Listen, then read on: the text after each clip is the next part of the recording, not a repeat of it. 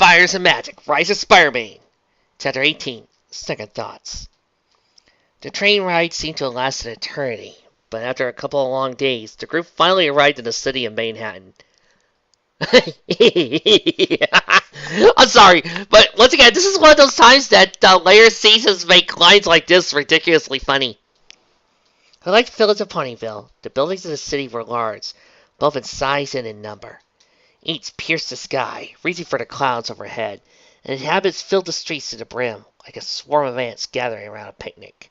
Several food stands set outside on each corner, their tempting aromas alluring dozens of ponies to their vicinities. Oh, May Houghton, what you do to me? Such a bustling community. Oh, you had to go there! Yes, I did! Billboards with various advertisements hung across the city, from the top of buildings to the backside of food stands. A large balloon floated gracefully in the air, allowing its flag to drift mercifully at the wind's beck and call. One would say that this is Equestria's version of a blimp. Even a newspaper caddy stood, holding the latest news in a huff and screaming to others to read all about it. To most, this would come off as a bit chaotic. Pierre's lips curled into a smile. For him, it was almost like home. He sat perched on the side of a building with his mask pulled halfway over his face, revealing only his snout and mouth. The girls were already on their way to the Manhattan Palace, but Pierre decided to head off on his own. He figured it best for Spider-Man to meet with Spitefire right away. After all, he had to learn about the rules, map, and stipulations. Pulling his mask down to cover the rest of his face, Spider-Man stood up straight and peered down, admiring the view from the magnificent height the skyscrapers provided. However, a blue streak proceeding through the sky caught his eye, more so than an approaching a dangerous philosophy. Pierre remained still, waiting for a spider sense to give him fair warning. Once it never came, the stallion flipped from his position to the edge of the building above, landing in a squatted position. Suddenly, the streak came to a stop in midair, just inches away from Spider-Man, revealing a familiar rainbow-paired mane and tail. "Rainbow Dash, why aren't you with the others?" he asked, tilting his head to the side. I realized as he came to mind. Causing Spider-Man to sit to sights from paces to his current surroundings. "And how did you even find me?" As her wings flapped to keep her barely airborne, Rainbow followed her hose and scoffed. "I followed you." Spider-Man lowered his head, unable to hide his gawking expression through his mask. "You did what?" Rainbow waved her hope dismissively. "I had to make sure no pony saw you. Chasing in an alleyway is pretty risky, you know." Pierre grinned. "If I didn't know any better, I'd say you're stalking me, Skittles." "Shut up, it's nothing like that!" she sought back. Spider-Man banged, chuckling at her expense. Rainbow closed her eyes, an attempt to tune out her racing thoughts. "I just wanted to go with you to see Spitfire." Her voice was unusually soft, coming off as plea, and she knew it, clearing her throat later. "I mean, for all I know, you won't make it to the hotel. Seriously, you think you can make it there on your little webs?" "Can I make it there on my webs? Ha!" Spider-Man sarcastically replied, holding his hose out in an awkward pose. "I'm the guy who made web slinging original." "Is that a fact?" Rainbow raised her brow, shifting her foulest gaze to the streets far below. Despite holding a smirk, a look of worry filled the mayor's features. "You sure it's safe? It's a long drop." Sitting his host to mimic a bodybuilder, Spider-Man posed for a second time. "It's a good thing I have super strength and durability. I can survive a drop from anywhere, and then some," he added, recalling a time he fell from 20 stories. "Stupid vulture, jamming my web shooters like that. I'm just glad that car broke my fall." "So, we're never going to get back to the whole power loss thing?" "Since you're so sure, how about we put you to the test?" Rainbow turned around, aiming her sights across the city, and after a few moments, she pointed her hoof in the direction of a particular building. Its golden design making it easy to spot. "There's the Manhattan Palace. I'm going to fly ahead."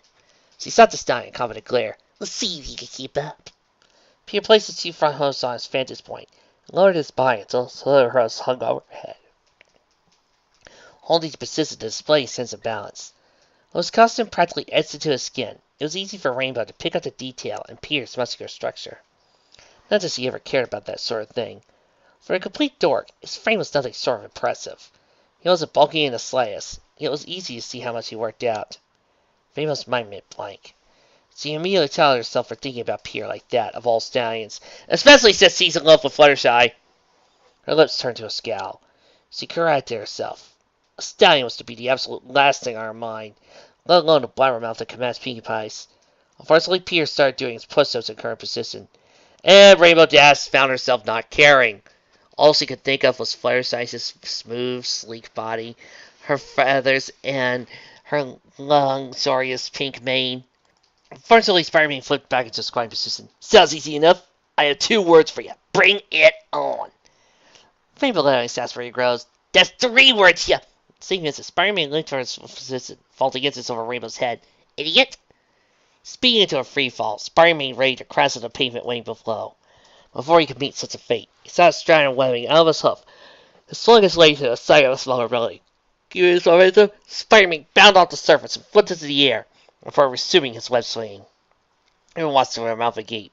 The inner sciences of her spirit wanted to let out a heart-racing squeal of delight as she tuned out her thoughts, refusing to waddle into the ranks of a fair mare. Extending her wings, Rainbow allowed gravity to guide her and fall after the costume stallion. Spider-Man landed perfectly on his toes on the roof of a building before taking off its full gallop. Using all his strength, he jumped as high as he physically could, managing to fall over the building in his path. With the speed of a bullet, Rainbow sped past Spider-Man during that same moment, giggling as he left the bewildered stallion behind.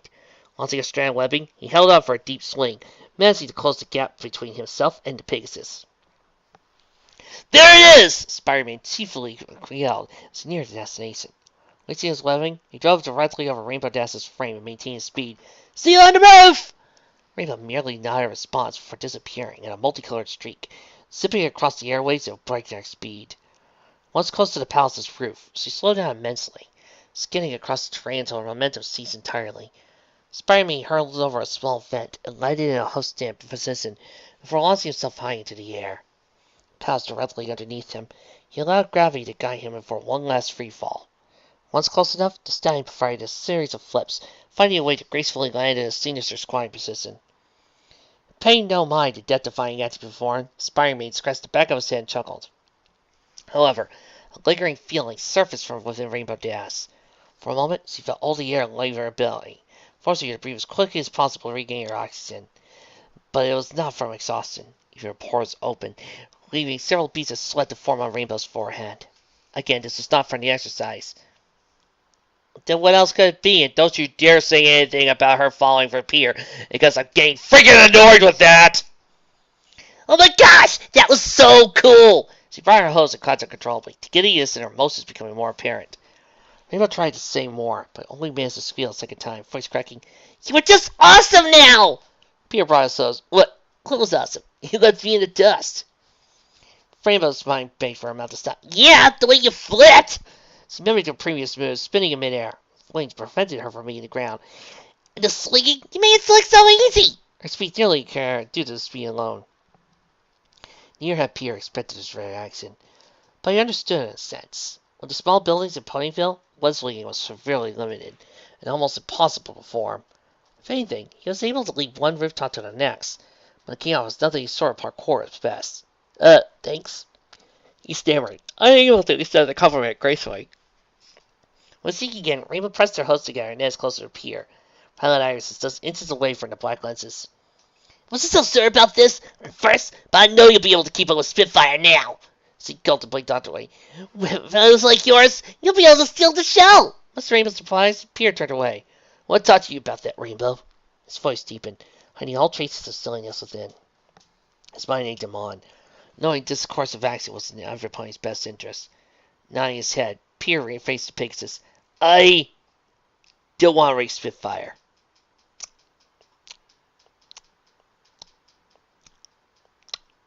Why? In the blink of an eye, Rainbow's demeanor morphed drastically, turning from the complete gayness to utter despair. As she lighted her hoof excited glare at Peter, underwear came off looking more as a plea. No, I think Rainbow should be more insulted at this point. Why? You accepted the challenge! I did, but... Peter inhaled deeply, bringing his nose over his face. I was thinking it would be better if you raced Spitfire instead. Rainbow paused. What? A brow furrowed as a small realization came to mind. What? Where is this coming from? Despite his mask designed to hide facial features, Rainbow could feel Peter's face to the ground. I used my powers to help those around me, not show off. I did that once, and I lost my uncle because of it. I have great power, but I don't want to use it irresponsibly. Besides, He placed himself on Rainbow's shoulder. Every pony's told me how you want to be a Wonderbolt. For your speed, this is a perfect shot for you to earn your spot, and... Dude, shut up! Rainbow speaks my mind again! God, I love this girl. Her voice was firm. It seemed only contrast the smiles he had. That's nice of you. Like, really. I mean, really. That means a lot.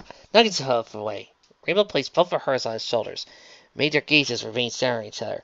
But I will not forgive you if you throw this away. But I... Rainbow jerked his shoulders once, cutting his protest short. Look, I know it hurt when you lost your uncle. She bent down and let them roll her eyes, attempting to keep her sorrow at bay. With great power comes great responsibility. I get that. But I think you need to lighten up a bit. You almost don't know how to enjoy yourself. I think your uncle would want you to have a little fun, right? Thank you, Rainbow Dash! Peter Winkle shook his head. But what about the Wonderbolts? Don't you want this chance? Oh, stop being stupid! I'll become one day.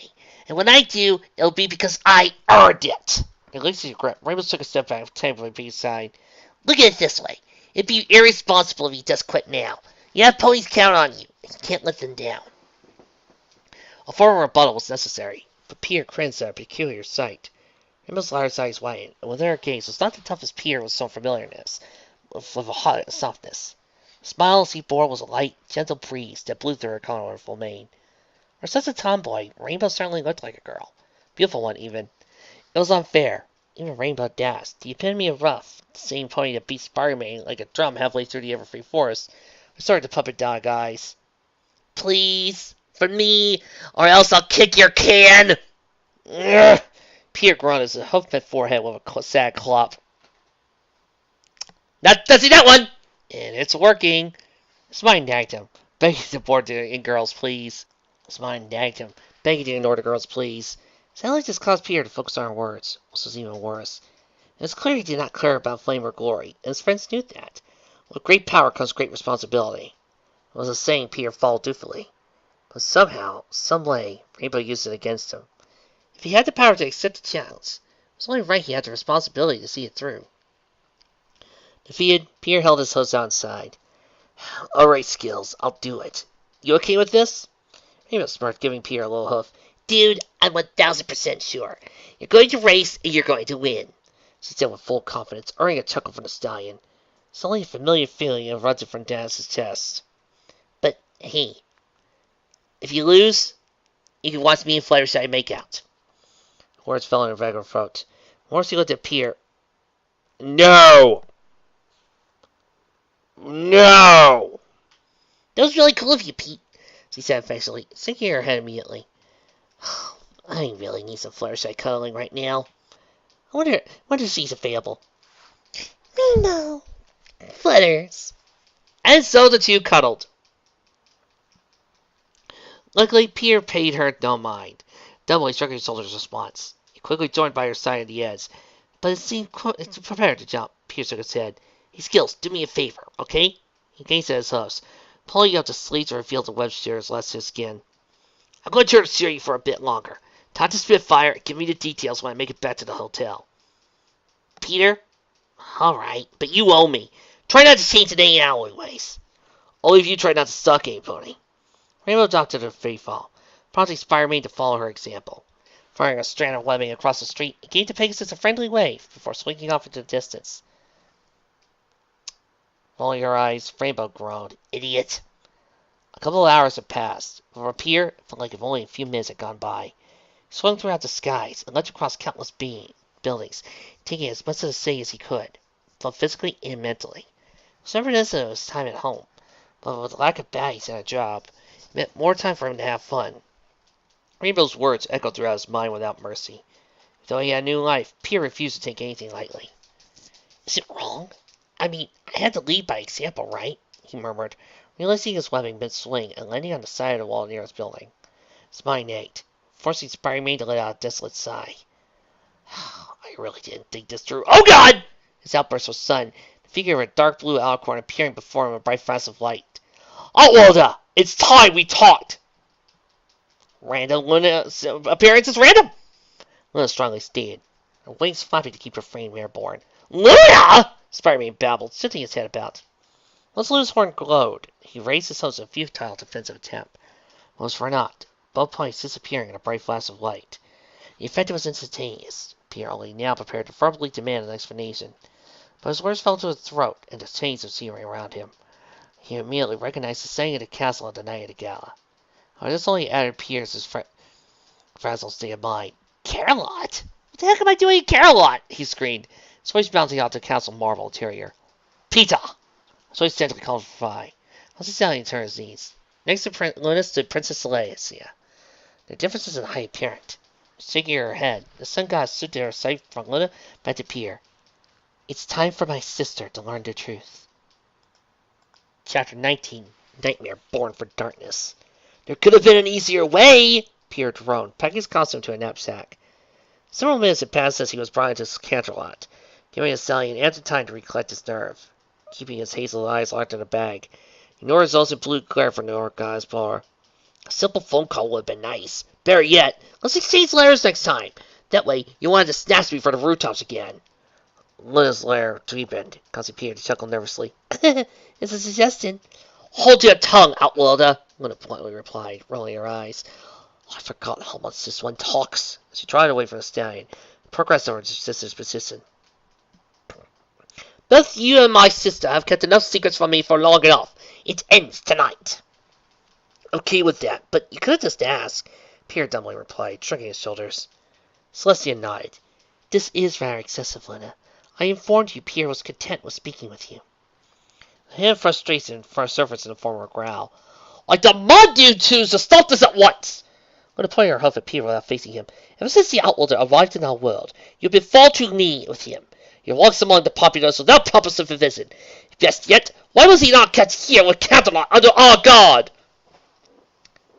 Wait.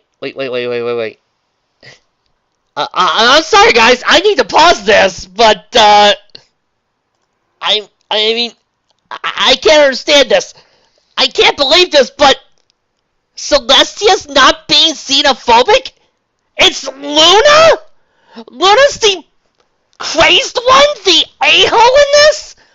Luna's in the wrong? Guys!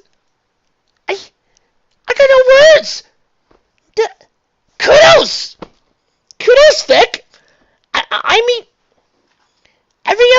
mean, ever since,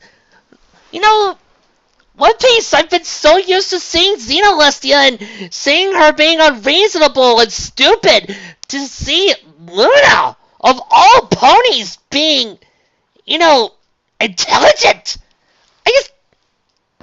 Well, I'm shocked. The Luna fans are going to kill you, but I'm shocked. Repelling her younger sister's accusations, Celestia gracefully walked over to Pierre, standing firmly behind him. Smiling on her face, she placed her hoof on his shoulder. Pierre has more than earned our trust. It would not have been fair to keep him confined to one spot. You're so naive! Luna spat, stomping over to Celestia. Pierre stood between both sisters and gulped, both of their tall figures dwarfing his own considerably. Though she tried, Luna could not conceal the exasperated groan that escaped her mouth. You've always been soft, but I never believed you were a fool. Luna's brow furrowed, deepening the glare he held. If he is as untrustworthy as you proclaim, then why keep his unique abilities a secret from me? Well, wait! Pierre instinctively rose, standing to face the moon goddess of Celestia's defense. I asked your sister to keep my identity a secret. She was only helping me. He paused to turn and give some princess a nervous smile. Thanks, by the way. Celestia returned a smile of full dismay. It was nothing. What other nonsense? Luna scowled, breaking both ponies in a huff. Despite her conflicting feelings for the Outworlder, Luna could not bring herself to open her heart, not without knowing the truth. Celestia and Luna were complete opposites in that regard. It may explain why so many of their subjects preferred the elder sister over the younger. Even after what happened to Discord, Celestia retained the ability to easily trust any pony. But Luna was not so lucky, especially when it came to outsiders. She did not want lightning to strike twice. Enlighten me, Outworlder, Luna said, sending her gaze for Celestia to Pierre. Tell me everything. Pinkie Pie bounced vigorously on the plush bed of the hotel, coming closer to the ceiling of each jump. A couple of hours had passed since the group arrived at Manhattan. Fortunately, the hotel's rooms were already prepared. Every pony ignored the Pink Mayor's frenzy, keeping their attention centered on the map stretched across the table. Rainbow Dash traced the red line on the map with her hoof, tapping a starting point and end point, respectively. An obstacle course across the city? Twilight dropped on her flank, serious look failing to mask her concern. You sure that won't be 2 months for Spider-Man? Rainbow grinned confidently. Trust me, Twilight, this'll be a stitch for him. It's probably for the best, Rarity interjected, keeping her large, glossy eyes fixed on the map. In a fair race, it's highly unlikely he could keep up with Spitfire. She is a professional flyer, and our friend's not even a Pegasus. At least with an obstacle course and his athleticism, he'll stand a chance. Flashlight shook her head, unable to shake the lingering feeling of concern from within her chest. It's awfully dangerous. Are you sure he'll be fine? What if something happens when he falls? Waving her hoof dismissively, Blue Pegasus scoffed. He's pretty sturdy, Fluttershy. We don't have to worry about him. Fluttershy's brows remained firm, evident by the whimper the mink mare let out. Rainbow scratched the top of her multicolored mane and forced out a chuckle. Look, I'm supervising the race. If anything happens, I'll be right there to catch him. Okay? With a small smile, Fluttershy hesitantly nodded. Let's see your host together. Okay. So, when's the race again? Applejack asked, shifting her emerald gaze from the map back to Pinkie Pie, without relenting at her bed bouncing. Saturday at noon. It'll be held at Manhattan Square on Saturday noon. Twilight diligently stayed, poking her headlight at the bottom of the map. Which gives us 3 days to have fun before the big race. Octavia, who had fallen ill at most of the day, brushed her hoof over her aching stomach and forced a smile. Ugh. May I suggest we make the most of it? It dissipated, however, as the thought came to mind. Oh, a bolt of pain. Rarity was your friend. I suspected he would have made a buck by now. You don't suppose he lost his way, do you? Oh, my darling Peter, I assure you, Octavia, he's fine. Rarity said with full confidence, despite her face registering worry for a moment. It has been over 2 hours, though. The finish so dense he may have lost track of time.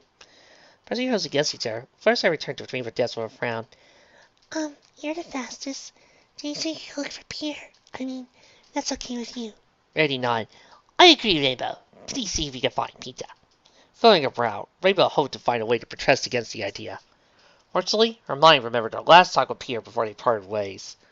For all she knew, he still had reservations about the race. She huffed inwardly. Rainbow Dash knew she would not care so deeply about a matter. Unfortunately, Fluttershy and Rarity could not give her any peace as long as the door was out and about. Fine, I'll be right back, Rainbow huffed, and dashed through the open window of the bedroom.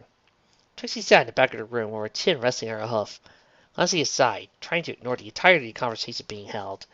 But her mind refused, yielding to her heart's cry for concern. Where could that idiot have gone to?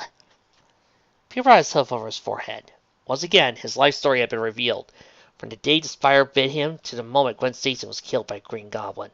But it's still hard to recall, stinging his very essence to the core. Constantly mistakes of a stupid kid, and Pierre's life was a result. It was shameful, but he accepted for what it was, longing to make up for it by following his Uncle Ben's example. Pierre gazed down, as if angry with himself. The others forgave him, but he could not do the same for himself. Nor would he ever. But Celestia and Luna remained silent for several minutes, despite having heard the tale from Madame Web at Twilight already. Celestia felt the same pull from within her chest as before. Some ponies so young should not have to deal with the amount of stress Parker had until now. It was unfair that those around him took his deeds for granted, labeling him a criminal unjustly. She could not understand. Equestrians were appreciative compared to the beings of Pierre's home world. If only they opened their hearts, they would learn Spider-Man was just a young adult trying his best to do the right thing. No pony could fault him for that, yet they did mercilessly. It explained Pierre's cynical behavior to a small extent. Even now it was clear he held resentment towards himself, evident by the sad gaze in his eyes and desolate tone in his voice. Pierre has dealt with the negativity for so long, he believes he's indeed a horrible individual. Princess Celestia, despite her vast wisdom and experience, still wished to prove him wrong, lending him the care he rightfully deserved. Cassandra begged for her not to interfere too much, but there had to be a breaking point. I shouldn't, but... Celestia faced Pierre, giving him the warmest smiles he could muster. First her efforts seemed fruitless, but Pierre's lips eventually curled, forming a smile to match her own. Pierre's responding responsibly now. I just hope... Sister, Luna called out, voice strong, piercing the silent void that filled the room. Is everything he said true? Her back remained turned, preventing Celestia from meeting her sister's gaze. Celestia nodded, letting out a low sigh. Yes, he spoke the truth. I see. Luna held her ground, keeping her gaze fixed on the ceiling and back to her sister. I would like to speak to the Outworlder. Alone now. Celestia's bright violet eyes widened. Luna's voice did not carry the same firmness, diminishing to a soft tone only Celestia was familiar with. Whether Pierre's tale earned a little trust or sympathy, it was a small victory in any regard. Luna was not one to give trust easily, and had a tendency to shut out those around her. Despite the barriers she held, it seemed Luna was finally prepared to talk with Pierre, not as a hardened princess, but as a friend. I understand. Nodding, Celestia closed her eyes and focused her energy to her horn, causing it to glow brightly. She was no longer in her host's, but in Pierre's. Celestia shifted her gaze from Luna. Please, Luna, try to be polite.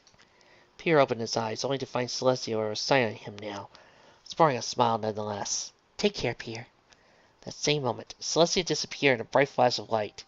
Pierre stood idly by, uncertain what action to take. However, Luna turned to face him, but Pierre's eyes widened at a startling sight. Gone was the stern gaze, replaced with a gentle blue frown. Outworlder. Voice master changed demeanor, giving off a sense of softness. Maybe talk in the garden. Luna walked through the garden, following the garden path with her gaze fixed on the ground. The vicinity had been cleared by her command, evident by the chilling silence that filled the air. Even the Canterlot guards and all their prestige were asked to vacate the area. But Luna was content with her choice, not wanting any form of disturbance to take her time alone from the Outworlder. A distant look formed on the face of the Moon Princess. So much had to be said, but Luna found herself at a loss for words. Pierre followed closely behind as a gentle breeze rustled the petals of various flowers that surrounded the area. Stopping in his tracks, he noticed the shrine he found himself in. The setting sun's reflection beamed off the marble surface of the fountain, but the spectacle only drew Luna closer to the decoration, prompting the mare to brush her hoof through the running water it held. Her mind argued with her heart, disagreeing when it suggested. This is far enough, Luna gently said, taking a seat on the edge of the fountain. Maya's cries turned to verbal assaults, demanding she cease this nonsense, but her heart turned him out, pleading for a chance to fearless. The Outworlder revealed his truths. It was only right she did the same for him. We are free to speak openly now. Pierre shifted his head about, his eyes scanning surroundings. Are we still in the garden? Feels like we're in the middle of a maze now. If we took a wrong turn, I'm sure we would have bumped into the Mad Hatter or something. Paying his sarcasm no mind, Luna's gaze remained fixed on a rippled reflection found within the water. Yes, we are still in the garden. This area is off limits to everybody. He paused, guarded his eyes meeting with the sunset. Hi! With the exception of my sister and I, of course. Pierre furrowed his brow. So why am I here? I wish to speak to you about more personal matters. She hesitated, her voice stern from failing its usual pedestal. Here, you nor I need to worry about others eavesdropping. Are you fine with this? Sure, but I'm surprised that you want to know more. My life is not exactly a great thing to listen to. He shrugged his shoulders. After what I'm done, I'm surprised you can even look at me. I beg to differ. Yes, you are not quite what I expected, but I'm not afraid to admit that I'm glad to have been proven wrong. Luna's eyes softened. Her self gently tapped the free space by her position on the edge of the fountain. Please, let us talk. She grimaced, perhaps out of instinct, pulling her hoof away, glancing to the side. I understand if you're not comfortable speaking with me on your own. Luna's eyes grew wide at the same moment. Pierre accepted a seat, sitting perfectly on the edge of the fountain while facing the princess. Stallion laughed sheepishly and scratched the back of his head, unaware of the reaction he earned from Luna. A gasp nearly escaped from her mouth, but the princess resisted the urge, managing to keep her smile subtle in the process. Once again, the Outworlder's blissful ignorance proved to be a welcome trait. Yet Luna felt scared, the inside of her chest growing cold with doubt. Princess Luna, I'm honored, but if anyone's uncomfortable, it should be you. Pierre honestly replied, paying no mind to his choice of words. I fear your opinion may change. Magical energy surged from Luna's horn, causing the water within the fountain to glow brightly. Pierre watched the spectacle, but his eyes widened once Luna's reflection in the water changed dramatically. His figure grew more slender, matching that of Celestia's in a malicious sense. Her coat became darkest void, matching the moonlit side. I would like to talk to you about Nightmare Moon. Peter's jaw dropped. Will, that's you? Yes, that was me. She emphasized, not wanting to do with her old counterpart again. The jealousy I had for my sister took form, turning me into the very embodiment of evil. Nightmare Moon grinned menacingly within the wires. Luna cringed, holding a saddened look in her eyes. I'm not proud of the things I've done. The pair sat quietly for a few moments, causing a sense of uncertainty to build within Luna. She found the outworld staring at her intently, occasionally sifting his gaze to the image of the wire. A part of Luna dreaded the look he bore for what was something she saw far too often. Ever since he was returned to normal, several ponies could bear the stern gaze. Though they would not make sure Luna seemed up close, she could feel their uncertainty and distrust lash out at her. Perhaps it was paranoia or apathy that drove her this way. Luna shook her head. No, it was guilt. She understood exactly why her subjects felt the way they had. Even though he had not from her world to begin with, Luna could not be felt but feel the pain inside her chest. Thus that quickly, the outworlder distrusted her, finding her past too titillating to ignore. However, the stallion brought his hoof up to his chin and tapped it slightly, giving the image of Nightmare Moon one final glance before giving his full attention to Luna. You shrunk. Like, a lot. His response was blunt, but crude. A blank expression formed on the mare's face.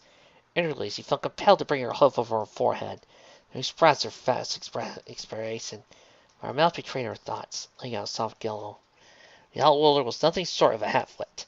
His demeanor remained unbeaten and casual, not a hint of fear visible within his features.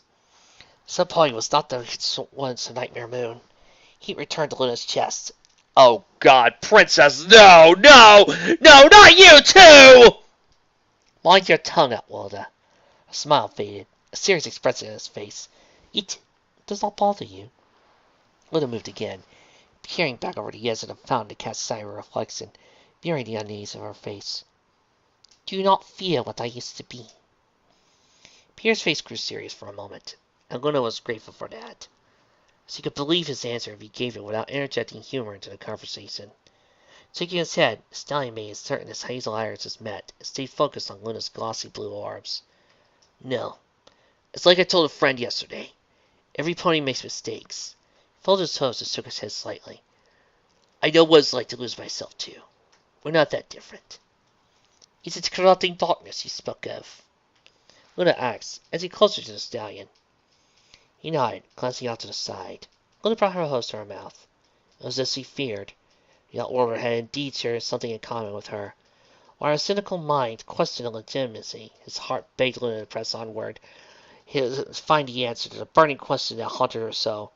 Reaching out, the mare placed her hooves just inches from Pierre's own, causing the stallion to face her.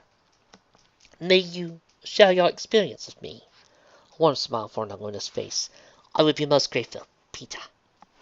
Her mouth added lightly, uttering several cries of frustration and anguish from her mind. It's pretty weird, Pierre replied honestly, shrugging his shoulders. Would you believe me if I told you an alien parasite lasted still to my body? Luna nodded, maintaining eye contact.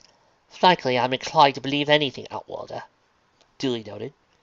Pierre looked intrigued. Luna brought up a valiant and obvious point. He was a human with spider powers who magically transformed into a pony. Contested to disbelief was an understatement. Well, the parasite actually made me stronger.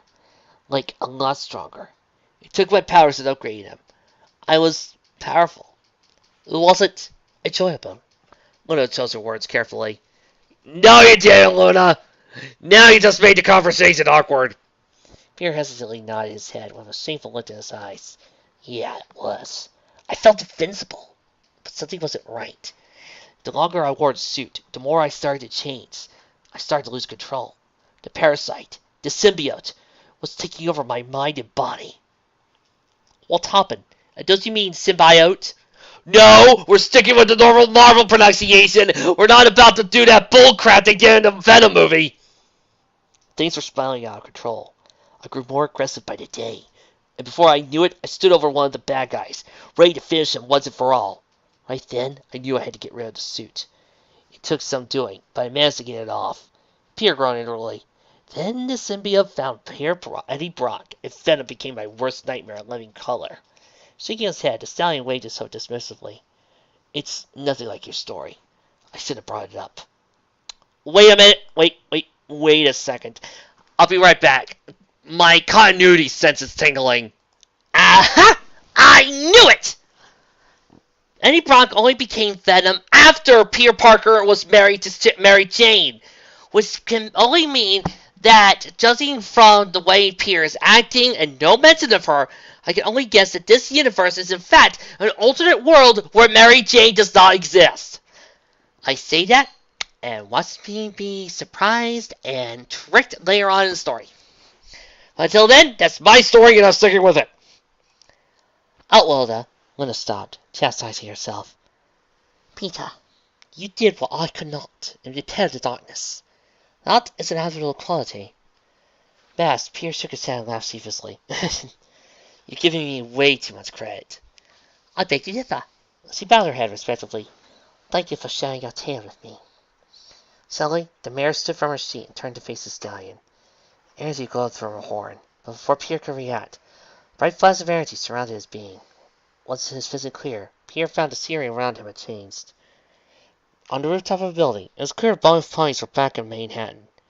Despite having to deal with the experience a few hours ago, Peter cleansed, cleansing his knapsack of his hose with great force. Oh my God! His voice echoing through the darkened skies. As the stallion stared about aimlessly, Luna turned to take her leave. Peter noticed and extended himself out to the princess. Wait, you're leaving? The moon steadily rose from the horizon, prompting the mare to give the stallion a affirming nod. It is my duty to watch over the land at night. I must not be late. There was no humor behind Peter's smile, only a sense of understanding. Guardian of the night, I forgot. After a few moments he sighed again. Does that mean we're friends now? Friend. That word had so much meaning. Luna found herself ensnared by it. Despite her polarizing attitude and initial distrust, the Outworlder still held his hand hoof out for companionship. Luna's begged not to accept. After all, both the Outworlder and Discord had shared a few similarities. They were both immensely powerful and— What?! What? Luna, are you drinking the cactus juice again? I was enjoying this whole moment, but now you've lost me.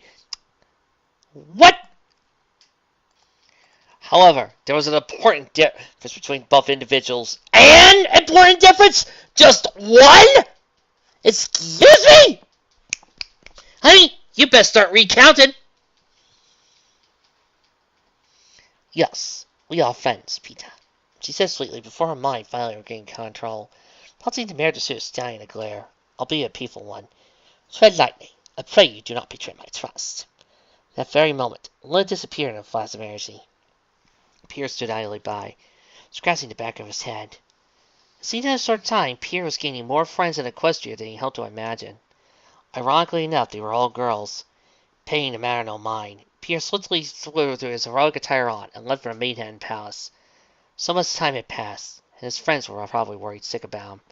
As he swept out in the distance, Peter had not noticed Luna watched him from a safe distance of the sky. Dark sky and clouds masking her position. She truly did not want to leave, but her duty as co-ruler of Equestria demanded it. However, her sister mentioned that she would be attending a race between Spider-Man and Spitfire. Initially, Luna declined joining, but at the moment, the inside of her chest burned, demanding she reconsider her decision. Barry smiled, the princess mildly nodded. Agreeing it would be best to cheer her new friend on. With that in mind, Luna disappeared once more, giving her final consent to the Outworlder. Luna's trust earned, Peter was free to roam through Equestria.